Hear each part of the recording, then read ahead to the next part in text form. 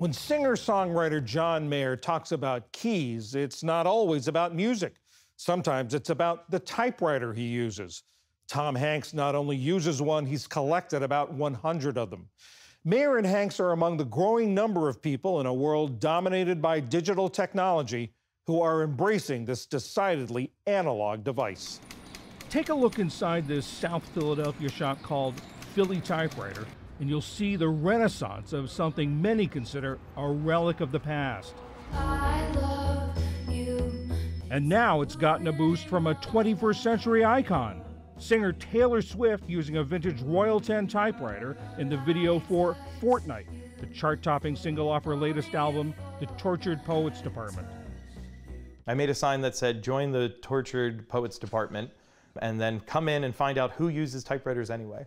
Philly Typewriter co-owner Bill Rhoda. Any news about typewriters is good news about typewriters. He says Swift has sparked a typewriter bull market.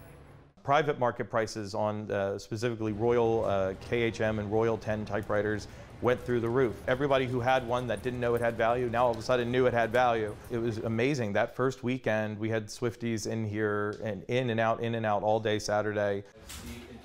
Browsing the shop, I spotted an old familiar friend. Everything old is new again. When I was starting out as a reporter in the 1980s, an Olivetti portable like this one was the laptop of its time, balanced on my knees while I wrote stories from the road. The 1870s invention of the typewriter as we know it today revolutionized the workplace. The demand for typists paved the way for women to enter male-dominated offices, the first in a series of advances that eventually led to granting women the right to vote. Novelists and artists were drawn to these newfangled contraptions. Mark Twain was an early adopter, though he called his a curiosity-breeding little joker. Typewriter carriages are going the way of the one-horse shay. The 1961 introduction of the IBM Selectric may have marked the apex of typewriter technology. The most successful electric typewriter in history, and by some, the most coveted. The beginning of the end of widespread typewriter use came in the 1980s with the rise of the personal computer. Show you how simple it is to get started. But today, some are eager for an analog experience, even if they came of age in the computer era, like 26-year-old Tristan Guanzon. I love the hands-on process of things and kind of the idea of slowing down in a world that's moving so fast. You're more connected to the writing process instead of the computer trying to edit what you're writing or automatically giving you suggestions instead of just letting you be the part of the process. Rhoda says he hears that a lot. We have people that are wanting to unplug, they want to disconnect, they want to have something patient and thoughtful for themselves. That isn't, flashing notifications and, all of a sudden you're doom scrolling or you're checking your email or checking your Facebook.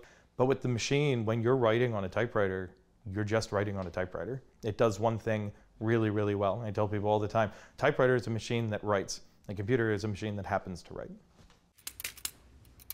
Philly Typewriter is considered the world's largest typewriter company. They not only sell vintage machines, they repair and rebuild them. The wait list for repairs is 50 names deep. Ryan Anderson is a recent graduate of the shop's apprentice program.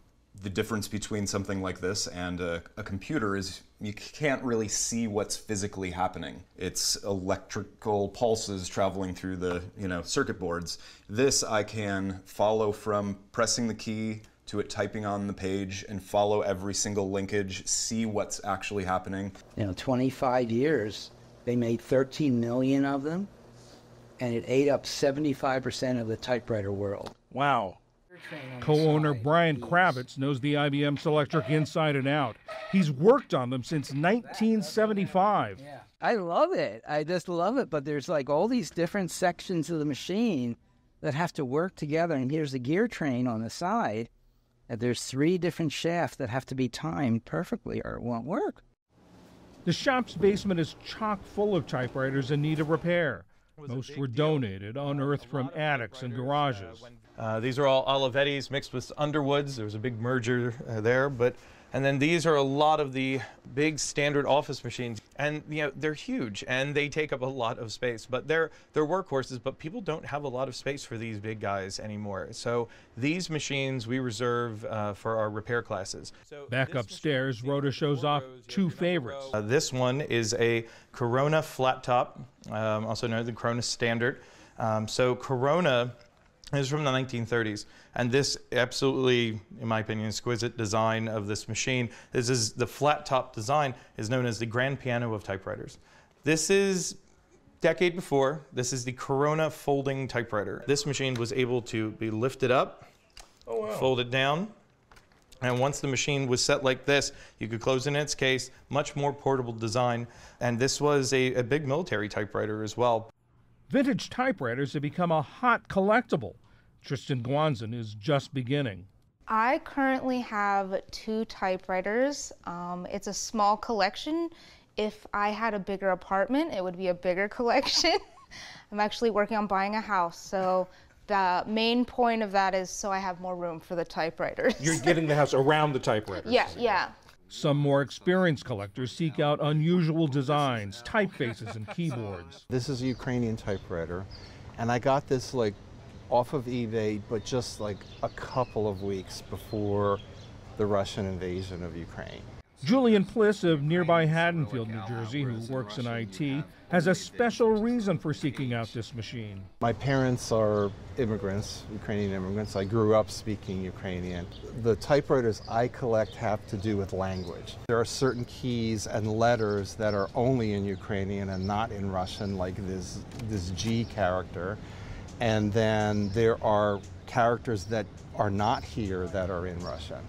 Now I've got to ask, you collect typewriters, you have typewriters, but you're an IT guy. I am an IT guy, yes. There's some of that you were attracted to typewriters because you deal with digital all day long? It is about attention and concentration and writing. So to me, these are instruments that they're beautiful. They do one thing, they write words. Words are beautiful, literature is beautiful, and so the machines that are for that purpose, they are beautiful.